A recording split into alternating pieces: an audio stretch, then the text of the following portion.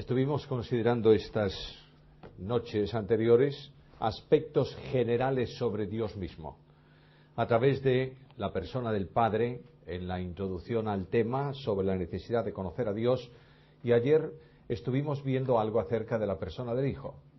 Es el gran revelador de Dios. Dios irrumpe en la historia de los hombres, vestido de hombre, con una humanidad asumida en la persona divina, para que, viéndolo a Él, veamos a Dios. El apóstol dice que en Él habita corporalmente toda la plenitud de la deidad. Vamos a abandonar las personas divinas en el sentido de estudio, no abandonarlas en el sentido espiritual, ni muchísimo menos. Estamos en Él, en Dios, y Dios está en nosotros. Por tanto, esta es una unidad que permanece, perdura para siempre, perpetuamente. Nadie nos podrá separar del amor de Dios que es en Cristo Jesús, Señor nuestro. Pero vamos a centrarnos ahora en estos últimos temas, vamos a centrarnos sobre perfecciones de Dios. A Dios no solamente se le conoce por lo que Él es, sino por las perfecciones que tiene, lo que la Biblia llama los atributos divinos. Tendríamos que estudiar y dividir esos atributos en lo que habitualmente se divide. Cada teólogo divide los atributos de Dios en distintas maneras conforme a la necesidad de análisis que él quiere plantear, pero yo voy a mencionaros una división simple y sencilla para que no estemos dándole vueltas a la cabeza sobre los atributos divinos. Hay dos tipos de atributos en Dios, dos grupos de perfecciones que expresan lo que Dios es: perfecciones comunicables y perfecciones incomunicables. Las perfecciones incomunicables son aquellas que distinguen a Dios absolutamente. Solo Él puede ser omnipotente, solo Él puede ser todopoderoso, solo Él puede ser omnipresente. Ningún ser creado le es dado ser o tener o experimentar estas perfecciones de Dios. Luego están las perfecciones de su naturaleza, que son perfecciones que existen en Dios en grado infinito y son comunicadas al hombre en grado limitado. Por ejemplo, ¿Dios es amor? Sí. ¿Amor infinito? Por supuesto. Pero la Biblia dice que el amor de Dios se ha derramado en nuestros corazones por medio del Espíritu Santo. ¿Dios es luz? Sí. Y Cristo dijo: vosotros sois la luz del mundo. Por tanto, estas perfecciones de Dios vienen a la experiencia íntima del creyente, y por medio de la experiencia en esa relación, en la relación con Dios, por medio de la experiencia en relación con las perfecciones de Dios, nosotros progresamos en el conocimiento de Dios. Creo que estaréis absolutamente convencidos, como yo lo estoy, de que Dios es el ser más cuestionado en el universo. No solo hay un notable desacato a su voluntad en nuestros días, hay una perversa y continua acción contra Él. No hace falta más que pongáis atención durante una semana a los programas de gran audiencia de televisión. Es muy difícil que en esos programas no salga algún chiste o alguna referencia jocosa acerca de Dios. La sociedad cuestiona a Dios en dos sentidos. Uno, en el sentido absoluto: no tienes razón de gobernar sobre los hombres. Por tanto, como no tienes razón y no hay quien te entienda, tú no existes. No existe, técnicamente, no existe el ateo. No hay nadie en el mundo que pueda ser ateo absoluto, por una razón: porque Dios se ha revelado. El apóstol Pablo dice que por medio de la naturaleza el hombre sabe que Dios existe y que tiene poder. Por tanto, no existe ateos. Alguien me va a decir: pero la Biblia dice que sí. La Biblia dice que el necio dice en su corazón que no hay Dios. Pero lo que está diciendo el necio es: no quiero saber nada de ti. Es decir, Dios no, para mí. Pero eso no significa que él no sepa que Dios existe. Tengo la sensación de que en cierta medida comienza el cumplimiento del Salmo 2. ¿Recuerdas el Salmo 2? Las naciones se juntan contra Jehová y contra su ungido, diciendo: rompamos sus cuerdas, echemos de nosotros sus coyundas. De otra manera, no queremos que éste reine sobre nosotros. Ahora, cuando tú vas a la Biblia, te das cuenta de que conocer a Dios es esencial, porque en ello nos va la vida eterna. Lo dije el primer día. Segundo, conocer a Dios es esencial, porque no hay posibilidad de una vida completa, perfecta, de una dinámica de gozo, de paz y de experiencia genuina de vida que no sea en el seguimiento de Dios en Cristo y con los ojos puestos en Él. Los cristianos creemos en Dios, ¿sabéis por qué? Entre otras cosas, no solo porque hemos oído de Dios, sino porque conocemos a Dios. La fe cristiana se acrecienta en el conocimiento de Dios. Yo sé que Dios existe porque lo veo funcionar en mi vida. Yo sé que Dios existe porque ha llevado a su pueblo en triunfo permanentemente.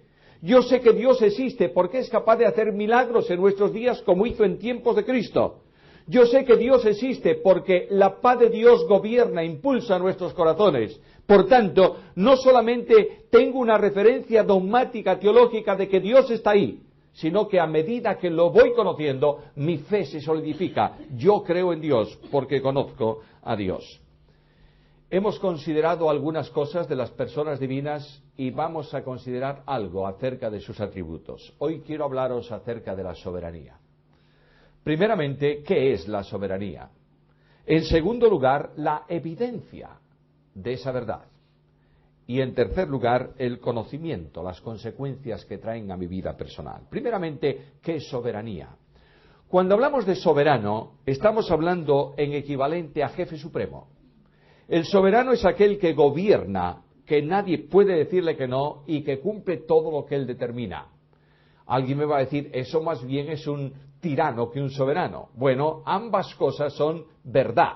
Es decir, una persona puede tiranizar porque hace lo que quiere o puede gobernar soberanamente sin ser un tirano. ¿Entendéis la distinción? El Dios de la Biblia es soberano. ¿Por qué? Porque hace lo que quiere. Por tanto, cuando yo hablo de soberanía en relación con Dios y cuando yo esta noche mencione ese título de soberano o hable de soberanía, estoy refiriéndome a una perfección divina por la cual Dios es el ser supremo, con autoridad absoluta, que realiza todo cuanto quiere, cómo quiere y dónde quiere, y nadie puede resistir su voluntad. Este es el Dios de la Biblia.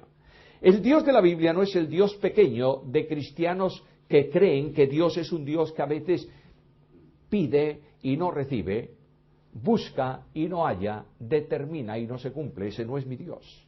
El Dios de la Biblia es el Dios de la soberanía, el Dios que tiene autoridad absoluta en el cielo y en la tierra, y sus acciones tocan el universo, los hombres y los ángeles.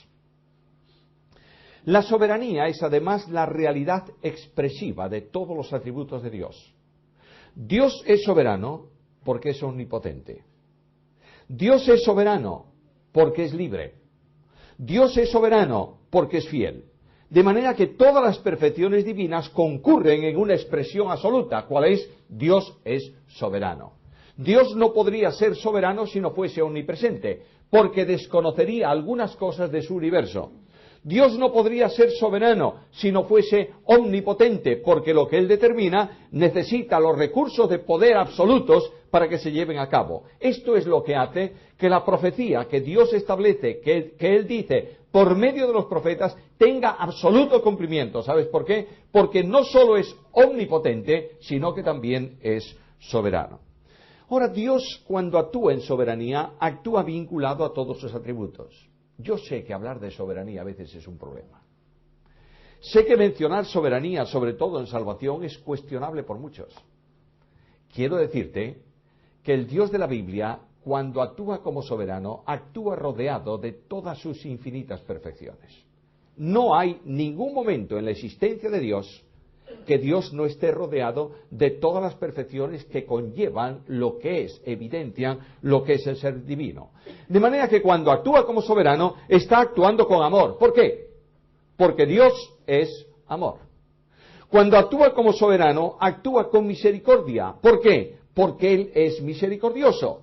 De manera que no tengamos ningún temor, todo lo contrario, ensalcemos al Dios de la soberanía. Entremos en el estudio de la soberanía. No vamos a estudiar la soberanía esta noche, estoy haciendo referencias nada más. Pero os invito a que veáis al Dios de la Biblia como el soberano, el que determina, el que establece, el que gobierna, el que tiene autoridad suprema y el que realiza todo cuanto quiere en el cielo y en la tierra, porque Él es Dios.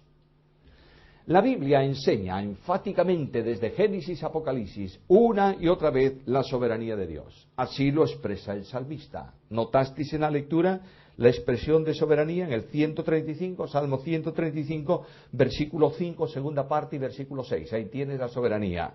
Dice el salmista, el Señor nuestro es mayor que todos los dioses. Soberanía. Todo lo que Jehová quiere, lo hace. En los cielos, en la tierra, en los mares y en los abismos. El salmista dice, el Dios mío a quien alabo es soberano. Hace todo lo que Él quiere. La Biblia afirma con una claridad enfática la soberanía en el Nuevo Testamento. No hace mucho tiempo leía un comentario sobre atributos de Dios, un tanto especial también. Yo leo libros muy especiales a veces.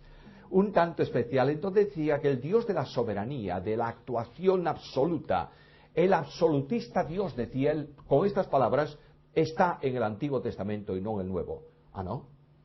No, en el Nuevo la soberanía no aparece tanto. ¿Crees eso? No lo creas. Escucha a Pablo. Bienaventurado y solo soberano, Rey de reyes y Señor de señores. 1 Timoteo, capítulo 6, versículo 15. ¿Qué es eso? Soberanía. El Dios del Nuevo Testamento, el Dios admirable, el Dios que desciende, el Dios que nos encuentra, lo hace solamente por una razón, porque Él es soberano. Ayer dije una frase y al salir de la reunión alguien me dijo, tendrás que explicar un poco eso. Bueno, voy a hacerlo, un minuto solo. Ayer dije que la Biblia se ha escrito para responder a una sola pregunta. ¿Recordáis esto? ¿Cuál era la pregunta? ¿Quién es el soberano? ¿Cómo? ¿Ese es el tema de la Biblia? Sí. Solo ese es el tema central de la Biblia. Alguien dirá que el tema de la Biblia es la historia de salvación. Bueno, contiene la historia de salvación. Pero la salvación también depende de la soberanía. Por tanto, cuando Satanás viene al mundo de los hombres y tienta a nuestros primeros padres, cuestiona ¿qué cosa? La soberanía. Satanás viene al hombre y le dice, Dios no tiene derecho de mandar sobre vosotros. Si tú desobedeces a ese Dios tirano y despótico que te priva de cosas, vas a ser como Él, sabiendo el bien y el mal. ¿Qué cuestiona Satanás ahí? Cuestiona el derecho de Dios a mandar y ser obedecido. Y el hombre cae en el pecado. Y el hombre comienza la senda de la pseudo libertad que le ofrece Satanás. ¿Y qué ocurre? Se convierte en un esclavo. Y el Dios de la Biblia, que quiere ser conocido como el soberano, a lo largo de siglos, de 1400 años más o menos, por medio de 40 o 30 y tantos autores, responde a la pregunta, ¿quién es el soberano? Yo te voy a dar un ejercicio, estamos a viernes. De manera que mañana sábado, que tienes mucho tiempo libre, toma los 66 libros de la Biblia. No te voy a decir que leas los 66 libros mañana. Sé que no lo vas a hacer. Pero toma los libros de la Biblia y sobre cada uno de ellos pon esta pregunta. ¿Quién es el soberano? Un ejemplo. ¿Quién es el soberano? Libro de Génesis.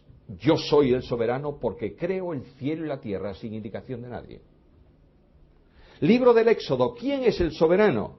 Yo soy el soberano porque saco a mi pueblo de la esclavitud conforme a mi propósito. Le doy la libertad, lo llevo por el desierto. Libro del Levítico. ¿Quién es el soberano? Yo soy el soberano porque establezco cómo quiero ser adorado y las leyes de santidad para mi pueblo. Libro de los Números. ¿Quién es el soberano? Yo soy el soberano porque, entre otras cosas, saco 600.000 hombres de guerra de Egipto, mueren 600.000 en el desierto y entran 600.000 en la tierra. Libro de Deuteronomio. ¿Quién es el soberano? Yo soy el soberano porque la misma ley establecida para los padres se establece ahora para los hijos. Libro de Josué. ¿Quién es el soberano? Yo soy el soberano porque introduzco a mi pueblo en la tierra y expulso a las naciones conforme a mi propósito. Sigue así, por favor, a lo largo de los libros y llegarás a Apocalipsis. Haz tú el ejercicio de los intermedios. ¿Sabes qué dice Apocalipsis? ¿Cómo termina Apocalipsis? Nuestro Dios reina, soberanía. Luego la Biblia se ha escrito para responder a la pregunta o para evidenciar la realidad de que el Dios de la Biblia es el soberano. Si el Dios de la Biblia es el soberano, si la Biblia afirma su soberanía, si los ángeles le adoran por su condición de soberano, yo tengo que buscar en la Biblia y en la historia secular y en mi propia experiencia personal evidencias de esa soberanía. Primera evidencia, Dios es soberano porque es creador. La creación se produce en razón de la soberanía de Dios. El Dios de la Biblia vive en la eternidad. Las tres personas, Padre, Hijo y Espíritu Santo, viven, existen eternamente, fuera del tiempo, fuera del condicionante, eternamente existen como ser divino. Y de pronto un día, el Dios de la Biblia, por decisión soberana, sale de sí mismo, se proyecta al exterior y crea. ¿Quieres ver la soberanía? La soberanía se establece cuando Dios dice, sea, y es. No hay nada, no existe nada, y de pronto todo lo que no existe viene a la existencia. Ahora, este asunto de soberanía en creación es base eficaz de la fe cristiana. Quiero decirte que si no crees en esta acción del soberano, no tienes una correcta fe. Escucha la Biblia. Por fe entendemos haber sido constituido el universo por la palabra de Dios, de modo que lo que se ve fue hecho de lo que no se veía. No puedes tener fe auténtica, fe firme, principio de fe. No puedes tener una doctrina fundamental si no crees que Dios, el soberano Dios, es el creador del cielo y de la tierra. La primera gran creación de Dios no fue seguramente el universo. La primera gran creación de Dios fueron los ángeles. De manera que Dios trae a la existencia todos los ejércitos del cielo. ¿Cuántos ángeles hay? ¿Tú sabes? La Biblia utiliza siempre referencias hiperbólicas. Siempre dice que los ángeles son millones de millones. ¿Sabe lo que quiere decir? Son incontables. Esa enormidad creadora, esa enormidad de la creación de Dios, esa enorme cantidad de espíritus vinieron a la existencia por un acto de soberanía. Dios dijo, vengan, y vinieron. No hay reproducción, no hay multiplicación, vinieron todos ellos tal como existen hoy por obediencia a la autoridad del soberano Dios. Estos están viendo la creación. Dice el libro de Job que los ángeles alababan a Dios cuando Dios ponía los cimientos de la tierra. Es decir, cuando Dios iba creando todo cuanto existe, los ángeles proclamaban la grandeza de Dios en su soberanía y en su poder, en su omnipotencia. Por eso el Dios de la Biblia es alabado porque es creador. Mira el Apocalipsis. Nosotros casi siempre alabamos al Dios de la Biblia por los beneficios que recibimos, ¿verdad? Esta tarde hemos cantado canciones que no tienen que ver con beneficios, sino con condición de Dios. Todo poderoso Dios, siempre tú serás Señor. Esto es lo que necesitamos. Yo voy al Señor y le digo, Señor, muchas gracias por lo que recibo, buenos días, dame algo más, me voy. No, es el momento de adorar a Dios por lo que Dios es, porque es el soberano. Escucha la adoración celestial. Apocalipsis capítulo 4, versículo 11. Señor, eres digno de recibir la gloria, la honra y el poder, porque tú creaste todas las cosas y por tu voluntad existen y fueron creadas. ¿Por qué están adorando a Dios? Porque es creador y porque es soberano. Segunda evidencia, la soberanía de Dios se manifiesta en la historia. Yo llamo la atención tuya a un salmo, el Salmo 103, el versículo 19. Escucha lo que dice el salmista. Jehová estableció en los cielos su trono y su reino domina sobre todos. De manera que el trono de Dios está en los cielos, realmente o literalmente. Si tú quieres tener una percepción clara de dónde está el trono de Dios, no está en los cielos, sino sobre los cielos. Es decir, el trono de Dios controla los cielos también. El trono de Dios está por encima de todas las cosas porque Él es soberano. Y este Dios de la soberanía gobierna la historia. Podría leeros cientos de textos que evidencian esto, o que dicen, o que hablan de esto. Valga simplemente una referencia. Isaías capítulo 59, versículos 9 al 11.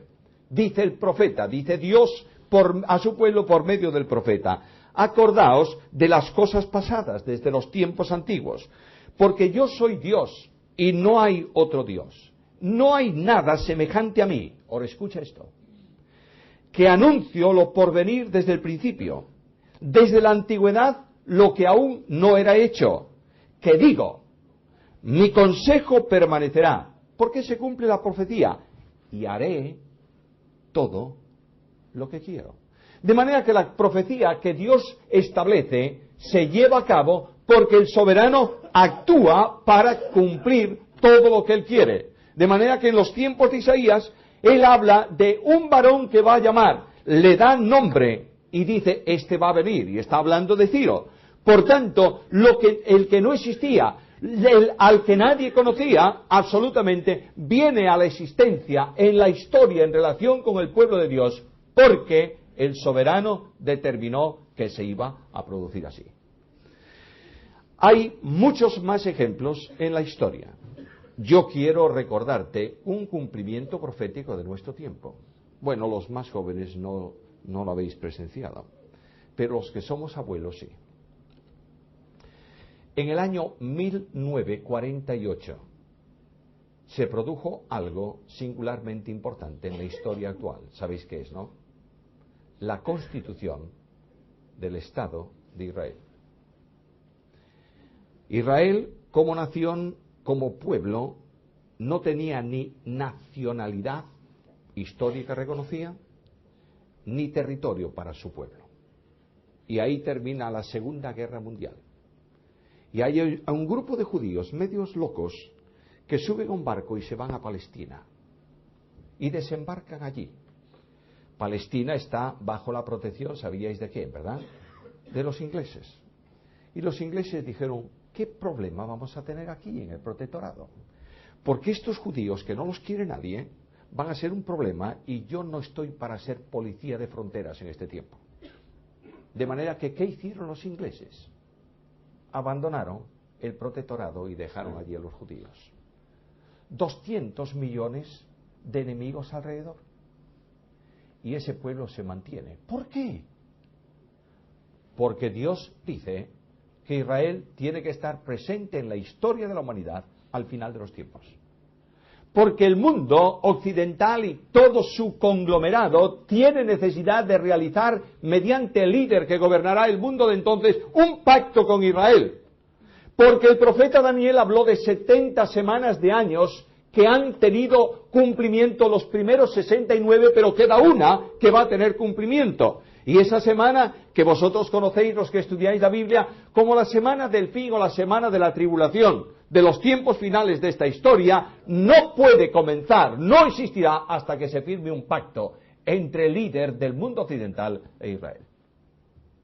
A veces se enseña que la última semana, la semana de la gran tribulación o de la tribulación, como querráis llamarle, comenzará con el arrebatamiento de la Iglesia. No tengo ninguna evidencia bíblica que eso sea así. Puede ser que el arrebatamiento, el rapto, el traslado de la Iglesia sea inmediatamente anterior a eso. Puede ser. Pero lo que tengo es una evidencia bíblica en la profecía. Cuando el profeta Daniel dice, y por otra semana confirmará el pacto con muchos. Ahí comienza el tiempo de la última semana, el tiempo de la semana de la tribulación. ¿Quién determina esto? El Dios de la Biblia. ¿Cuándo lo dijo? Mucho antes del nacimiento de Cristo. Y está conduciendo el Dios de la Biblia el programa de la historia actual para el cumplimiento de la profecía. Yo no voy a perder tiempo en esto. Yo sé que todos vosotros estáis sumamente conocedores del proceso europeo de los últimos años. ¿Lo conocéis bien? ¿Cuántos años llevamos para llegar a ser la Europa unida de nuestros días? ¿Muchos años? No llega a 50. Y en este tiempo, Europa ha avanzado a un nivel de identidad nacional y territorial como nunca antes existió en la historia de la humanidad en relación con este continente. Europa, ¿qué es Europa?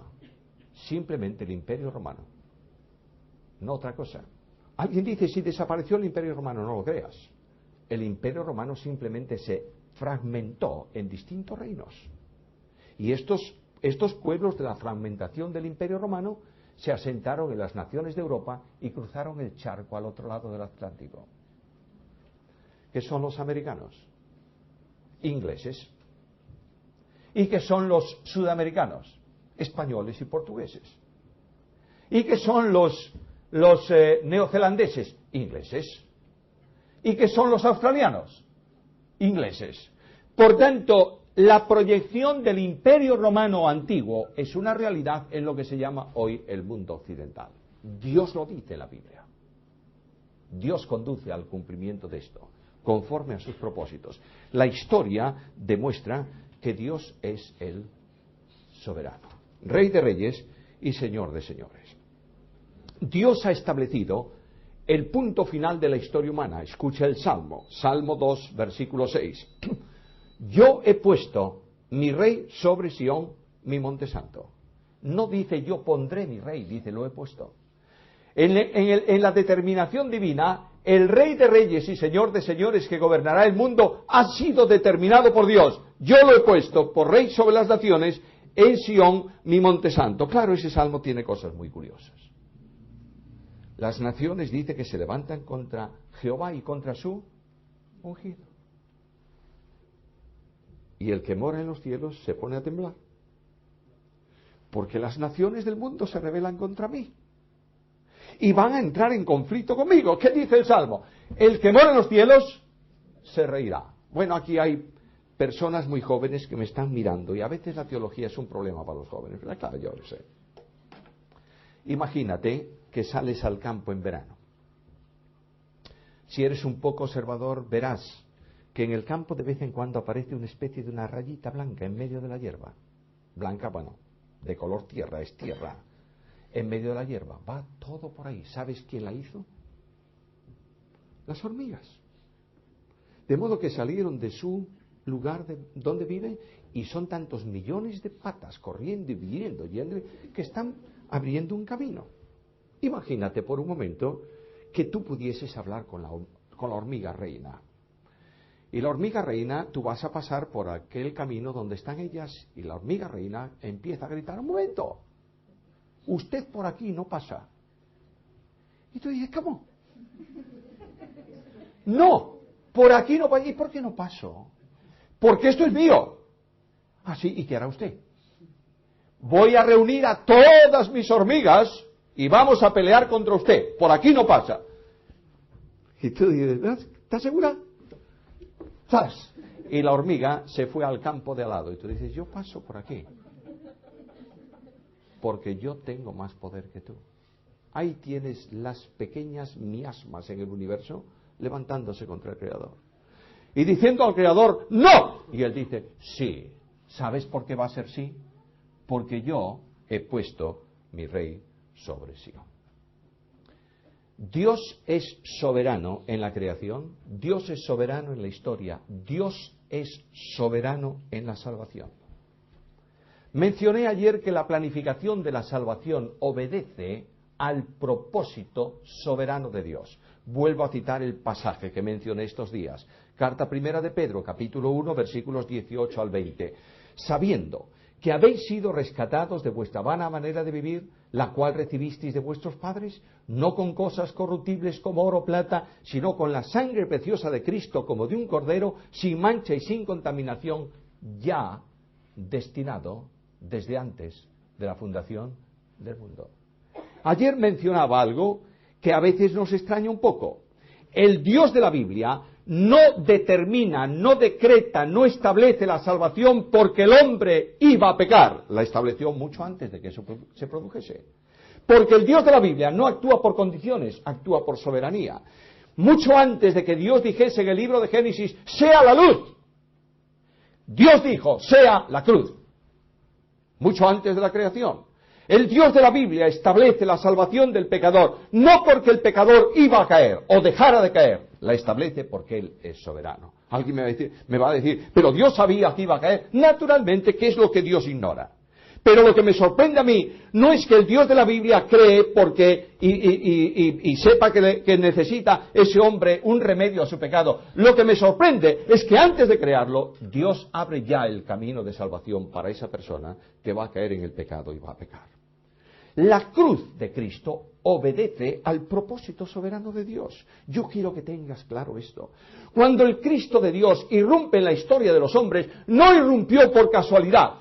dice Pablo en Gálatas 4:4, cuando vino el cumplimiento del tiempo, Dios envió a su Hijo.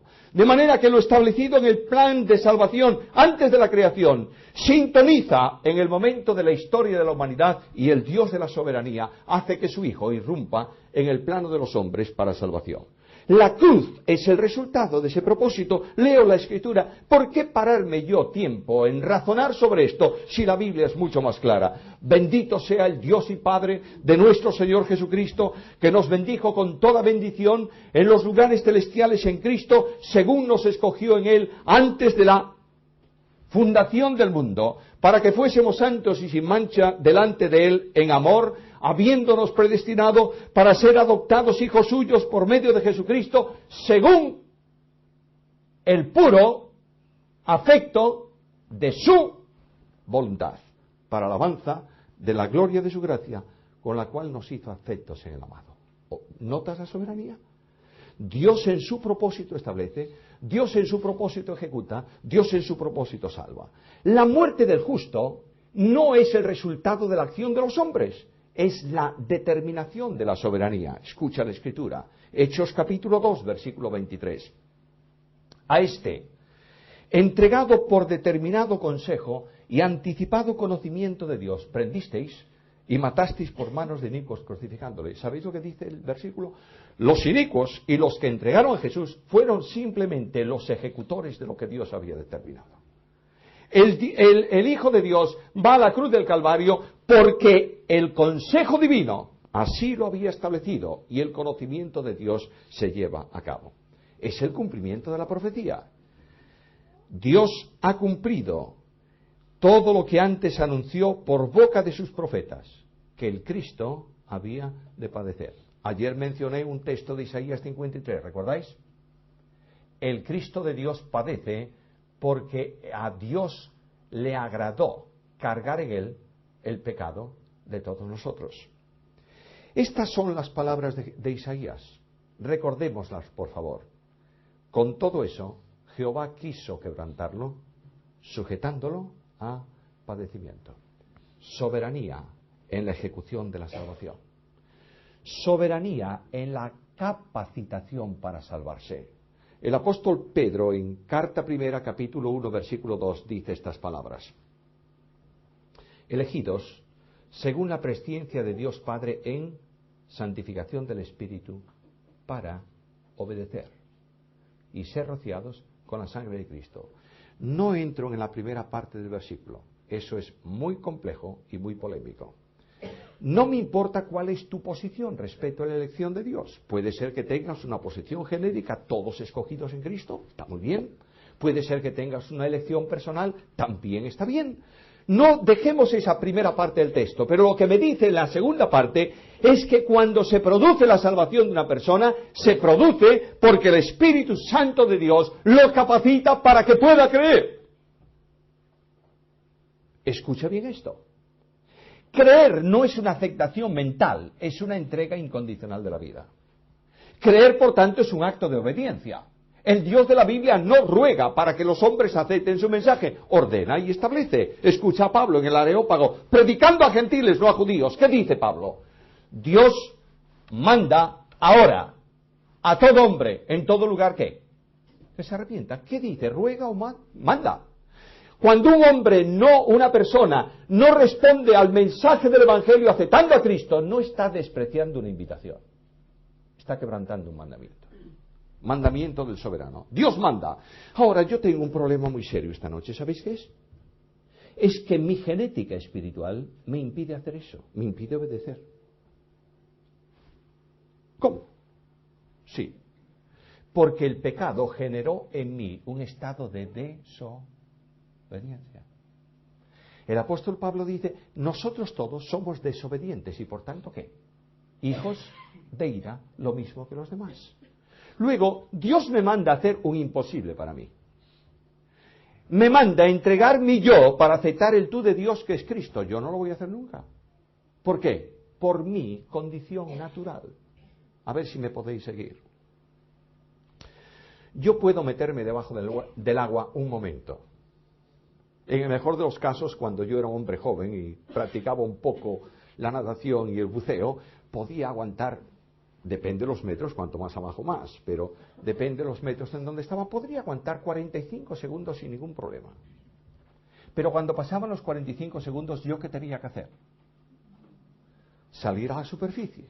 Por tanto, voluntariamente yo podía dejar de respirar ¿cuánto tiempo? 45 segundos. Pero no podía dejar de respirar permanentemente. ¿Por qué? Porque mi naturaleza exige que suba a respirar. ¿Entiendes esto? Por tanto, mi naturaleza es una naturaleza que vive, que está en una esfera de desobediencia. Yo soy desobediente, no porque desobedezco, sino que desobedezco porque soy desobediente. ¿Me estás siguiendo? Y eso que Dios me pide es que le obedezca. ¿Por cuánto tiempo? Por siempre. ¿Puedo? No puedo. Pero dice que el Espíritu Santo me santifica, me capacita. ¿Para qué? Para hacer un acto sobrenatural. Y decir a Dios, Señor, yo te obedezco y te entrego mi vida. Cuando eso se produce, la vinculación que el Espíritu Santo hace de ti en Cristo te pasa a una esfera nueva. El apóstol Pedro no dice que fuimos elegidos en el poder del Espíritu para obedecer. No dice eso el griego. No hay un verbo en ese texto. Hay un sustantivo. Dice que fuimos santificados por el Espíritu para obediencia. Es muy diferente. El verbo marca puntualmente tiempos, ¿verdad? Cuando yo digo obedecí, ¿qué pasa? Lo hice. Cuando digo obedezco, lo estoy haciendo en este momento. Pero cuando hablo de futuro tengo que decir obedeceré. Ahora, yo estoy viviendo en una esfera de desobediencia. La desobediencia forma parte de mi genética espiritual. Y Dios me libra del poder de las tinieblas, del poder de la desobediencia, y me traslada a una esfera nueva. ¿Cuál? Al reino de su amado Hijo. ¿Qué es su Hijo? Obediente hasta la muerte y muerte de cruz. Por tanto, cuando yo estoy en esa posición nueva en Cristo, mi forma de vida no es de desobedecer o de desobediencia, es de obediencia. Y lo que antes era excepcional por un instante, ahora se hace habitual. Y lo que antes era habitual desobedecer, ahora debiera ser puntualmente excepcional, porque yo soy llamado a la obediencia. ¿Quién hace eso? El Dios de la Biblia, porque así lo ha determinado. Bueno, cuántas cosas, ¿verdad? Una más solo. La seguridad de salvación descansa en la soberanía de Dios. Ahí tenemos hermanos nuestros muy queridos en nuestro mundo evangélico que dudan de la seguridad de salvación. ¿Conocéis algunos? Yo conozco muchos. No pierden su salvación, pierden el gozo de la salvación. Bueno, pero algo pierden. Bien, y ellos vienen junto a ti y se encuentran contigo y te dicen, es que yo no tengo mucha seguridad de la salvación. ¿Ah, no? No. Porque hay versículos por ahí que dicen, el que no perseverare hasta el fin no será salvo. Bueno, y tú le dices, es que tú estás sacando el versículo de contexto. Bueno, y el hombre se queda, pues te daré otro, y no borraré su nombre del libro de la vida. Eso tampoco es así. Entonces dime qué es. Y de pronto comenzamos, Juan 3:16, porque de tal manera amó Dios al mundo, Romanos 5:1, justificados pues por la fe, Romanos 8:1, no hay condenación, y vamos por todo el Nuevo Testamento, y le hemos dado a ese querido hermano o hermana un impresionante montón de textos que hablan de seguridad, pero no le hemos resuelto el problema. Porque el problema no es hablarle de seguridad, es decirle que el Dios de la Biblia es el que, por su tarea, hace posible la seguridad. Tengo que decirle que el soberano Dios que determina la salvación eterna de los suyos, actúa para que yo no caiga de la gracia. Lo dice Judas en la dosología. Aquel que es poderoso para guardarnos sin caída. Luego el Padre dice, yo guardaré a este pueblo sin caída, nunca caeremos de la gracia. ¿Y el Hijo? El compromiso del Hijo es singularmente importante. Todo lo que el Padre me da, que viene a mí, yo tengo un compromiso, que no pierda nada, sino que lo resucite todo, ¿cuándo? En el día postrero. Luego el trabajo del Hijo garantiza mi seguridad, y el Espíritu Santo, que me fue dado como señal, como arras de nuestra herencia, propiedad de Dios. ¿Te das cuenta? La seguridad de salvación no está en textos que hablan de ella, está en la acción del soberano Dios, que determina salvar, que salva y que mantiene al salvo eternamente para gloria de su nombre. Bueno, ¿y esto qué? porque ya son las 9. ¿Qué trae esto para mi vida? ¿Dios es soberano? ¿Crees esto? ¿Sí o no? En tu vida. ¿También? También. ¡Qué gloriosa bendición! Yo salgo esta noche de este lugar impactado por esto, confiado y descansando. Voy a la Escritura y Dios me dice, con todo, yo siempre estuve contigo. Me has tomado de la mano derecha. Me conduces según tu consejo y después me recibirás en gloria. ¿A quién tengo yo en los cielos sino a ti? Y fuera de ti, nada deseo en la tierra. Mi carne y mi corazón desfallecen, pero la roca de mi corazón y mi porción es Dios para siempre. Por tanto, aquí tengo una enorme bendición en la soberanía de Dios. Dios está en su soberanía conduciendo mi vida y conduciendo mis circunstancias y conduciendo lo que aparentemente es incomprensible para mí, lo está conduciendo para bien. ¿Sabes por qué? Porque Él determina el bien de los suyos. Escucha la Escritura y sabemos que a los que aman a Dios, todas las cosas les ayudan a bien. Esto es, a los que conforme a qué, a su propósito son llamados. Luego, a los que el soberano llama, en soberanía actúa para que todas las circunstancias de la vida, las más adversas, sean proyectadas por su omnipotencia para nuestro bien personal. Yo puedo mirar en esta óptica, como nunca antes la había visto, que las dificultades están bajo la soberanía de Dios. Cuando no encontremos razones, el soberano viene a mi encuentro para facilitarme el conocimiento. Escucha lo que dice la Escritura. Si alguno de vosotros tiene falta de sabiduría, ¿qué? Demándela a Dios. Bueno, ¿para qué? ¿Qué falta de sabiduría es esa? ¿Es para predicar en el culto? No, Señor. Es cuando te falte sabiduría para entender la prueba. Cuando tú estás en una prueba no entiendes la razón de la prueba. Es que yo creo que ninguno la entendemos. Y permanentemente existe una pregunta en nuestra alma, ¿por qué? Yo sé que a veces hay quien dice que no es bueno preguntar a Dios por qué. ¿Lo oíste alguna vez? Que lo que tú tienes que preguntar a Dios es ¿qué? ¿Para qué? Admiro tremendamente a esos hombres de fe. Son colosos de la fe, que quieren ir al propósito, aunque no entiendan la razón. Mi fe es mucho más chica, ¿sabes? Mi fe es tan pequeña que es como el pábilo de una vela que está a punto de apagarse. Mi fe es tan débil que es como una caña rota que si me apoyo en ella se me va a clavar en la mano. Esta es mi fe. Luego lo que yo quiero saber en medio de la prueba, ¿sabes qué es? No el final, que sé que es conducido para bien. Quiero saber el porqué. Y le digo a Dios con toda reverencia, pero con toda seguridad. ¿Por qué, Señor? Dime, ¿por qué? Y el Dios de la Escritura me dice que las pruebas son un objeto benéfico para que mi fe se solidifique. El Dios de la Biblia no nos ha salvado para sufrir, ¿sabes? Esta es una idea muy católica, pero no es una idea bíblica. Esta mañana estábamos viendo una exposición y todos coincidimos, la exposición de Murillo, si no la visteis, id a verla. Hemos visto también el castillo de Triana, de la Inquisición. ¿Lo fuisteis a ver? No, pues id a verlo. De manera que programar una excursión de iglesia para ver dónde estuvieron nuestros anteriores hermanos en la fe. Bueno, todas esas cosas. Pero una de las cosas que coincidimos todos, ¿sabéis qué fue?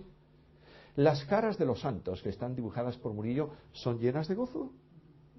¿O expresan tragedia? Expresan tragedia. Y la idea que los cristianos hemos tenido a lo largo de los años es que un cristiano debe ser un hombre muy serio, vestido con traje dominical permanentemente, si es oscuro mejor, que venga al culto y que cante himnos muy reverentemente con el rostro inclinado y no sonría nunca. Un día pregunté a uno, ¿por qué esto? Y él me dijo, porque la Biblia dice que Jesús lloró, pero nunca dice que Jesús rió. Vaya teología. Impresionante teología. Quiero decirte que un cristiano de larga cara es un terrible cristiano. Quiero decirte que el gozo tiene que inundar nuestra alma. Quiero decirte que cuando Se producen dificultades, yo puedo llorar por las dificultades, pero no debo perder nunca mi gozo, porque Dios, el soberano, está en el control. Y en medio de las lágrimas, el creyente puede alabar a Dios, como Cristo dijo en su ministerio: sí, Padre, porque así te agradó. Yo no puedo entenderlo. A veces hay cosas incomprensibles en el tiempo presente, y yo voy a Dios y le digo ¿por qué? ¿Y sabe lo que me dice? Lo que yo hago ahora, tú no puedes entenderlo. Yo tengo 6 nietos. Cuando tenía el primer nieto es muy importante en la vida de un abuelo. Es que te pasa a la categoría de abuelo, ¿verdad? Claro. Veo abuelos sonriendo aquí en primera plana. Bueno. Este nieto era un encanto. Para mí yo era el héroe del... Hoy ya no, hoy ya no. Yo ahora soy un abuelo viejo y retrógrado y bueno, pero bien, eso es lo que pasa con la historia de los... Y un día salimos al campo, estábamos en la montaña y había un sendero en el campo por un lado y otro por el otro, y el nieto me dijo: vamos por aquí, abuelo. Y yo le dije: no. Dijo: sí. Y dije: no. Y el hombre medio se enfadó, y entonces yo me puse a caminar por el otro sendero y él venía detrás. ¿Pero por qué? Fuimos caminando y un poco más adelante lo levanté del suelo y le dije: mira por dónde querías ir. El sendero estaba lleno de maleza y de plantas espinosas. Él no lo veía. ¿Sabes por qué? Porque era así de pequeño. Yo lo veía porque estaba en la altura. De manera que él no podría entender las razones. De manera que lo que yo hice fue decirle: por ahí no. Y cállate la boca. Esto es lo que ocurre cuando yo voy al Señor, muchas veces con mis cargas, y le digo: Señor, esto no es posible, yo no lo entiendo. ¿Sabe lo que me dice Él? Calla y sigue. Porque no estoy haciendo nunca nada en tu vida que no sea para bendición personal. Y muchas veces en el silencio de las noches, a lo largo de este año, he oído al Señor que me dice: mis pensamientos no son tus pensamientos, ni mis caminos son tus caminos. Como es más alto el cielo que la tierra, así mis pensamientos más que tus pensamientos. Y mis caminos mucho más que tus caminos. Y pasan los días. Y no pasa la tristeza del alma. Pero sé que Dios es soberano. Y en esta maravillosa dimensión voy conociendo a Dios. Y en medio de las dificultades de la vida, canto en el silencio del alma las palabras de aquel viejo himno: es fiel mi Padre Celestial. Y cuando esté en oscuridad, sin que yo sepa dónde ir, sabrá mis pasos dirigir. Él sabe bien. Si ruge el viento y brama el mar, Él sabe bien. Mi Padre siempre cerca está. La soberanía de Dios me anima a la oración. ¿Sabes por qué? Porque mi Dios es tan grande que mis peticiones son siempre más pequeñas que mi Dios. Los creyentes somos, a veces, pedimos mucho, somos permanentemente mendigos, pidiendo cosas, pero casi siempre pedimos ¿qué cosas? Cositas pequeñas. Dios responde oraciones grandes. ¿Sabes por qué? Porque nada hay imposible para Dios. Debemos hacerlo desde la condición de su soberanía. Es preciso orar en dependencia. Es preciso reconocer nuestra sencillez y nuestra pequeñez. ¿Sabéis por qué la iglesia de Hechos de los Apóstoles fue una iglesia victoriosa y vencedora? Porque aquella iglesia se reúne en medio de las dificultades y ora de esta manera: soberano Señor. Hechos 4. Y ellos dicen: no importa, Señor, lo que venga, eso es cosa tuya. El poder, los milagros, las señales son cosa tuya. Lo único que te pedimos es que des a tu pueblo capacidad de hablar tu palabra sin o con denuedo. Esta oración es respondida porque está en dependencia y está reconociendo la soberanía de Dios. Reconociendo la soberanía de Dios, en cualquier circunstancia puedo vivir una vida feliz. ¿Recuerdas, y voy a terminar, aquellos jóvenes en tiempos del rey de Babilonia? tenéis que adorar la imagen, no lo haremos. ¿Cómo? No. Quiero que sepas algo, rey. Nuestro Dios, a quien servimos, puede. Y si no quiere, no lo hará. Pero nunca vamos a dejar de depender de nuestro Dios y a ser fieles a nuestro Dios. Esto produce algo en la vida del cristiano. ¿Sabes qué es? La necesidad de servir al soberano.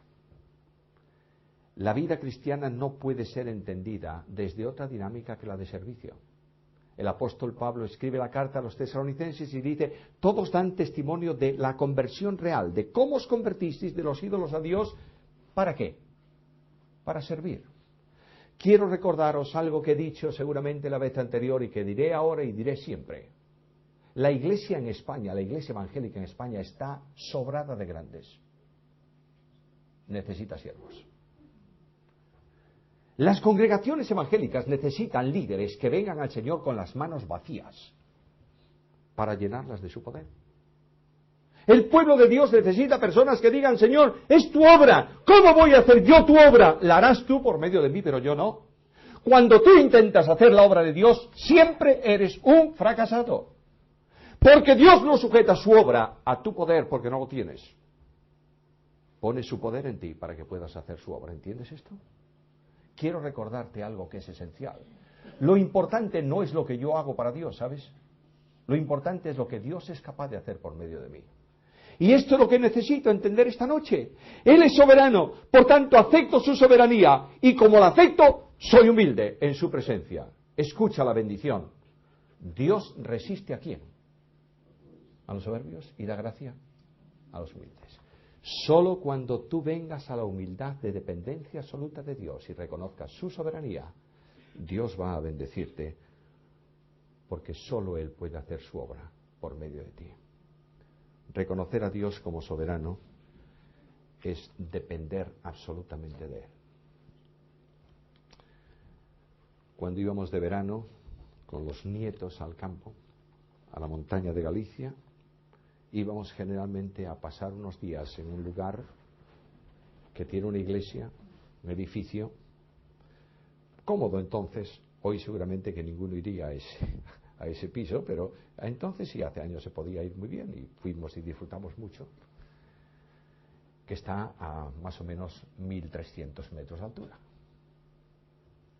Allí, a esa altura, en ese lugar concretamente, no importa de dónde sople el viento, siempre hay viento. Si hay viento del norte, y si hay viento del sur, viento del sur. Entonces, como hay tanto viento, uno de las distracciones favoritas nuestras, ¿sabes qué era? Subíamos a la loma encima de la iglesia y volábamos una cometa. Los nietos entusiasmados veían la cometa volar. Un día mi hijo me dijo, oye, papá, tenemos poco cordel para la cometa. Yo le dije, pues tienes razón. Y él se fue al pueblo y compró un carrete de pescar, de tanza, de nylon de pesca. No sé cuántos metros tendría aquello, pero unos cuantos. Y ató la cometa con el nylon y empezamos a volarla. Y aquello empezó a subir. Y más cuerda, y más subir, y más cuerda. Hasta que la cometa era algo así chiquito allá arriba. Y de pronto yo tenía el cordel y el carrete en la mano, y de pronto viene mi hijo y dice, a ver, déjame un poco. Y tiró del cordel y del carrete, ¿y sabéis qué pasó? Se soltó el hilo. Y yo dije, verás tú a dónde va.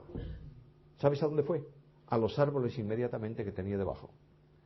La cometa solo está volando mientras tú tires de ella, porque la sujetas contra el viento.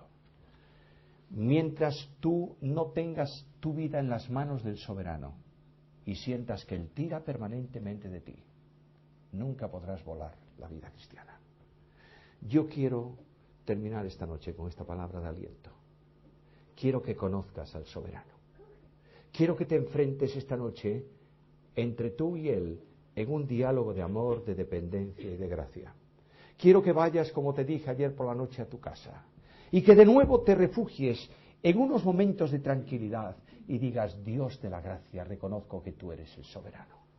Señor, no te estoy sirviendo, no estoy dependiendo de ti en lo que debiera. Permíteme, para gloria de tu nombre y para bendición mía, que no solamente sepa que eres el soberano, te conozca como el soberano Dios, todopoderoso Dios. Siempre tú serás, Señor. No importa lo que pase, Dios es Dios.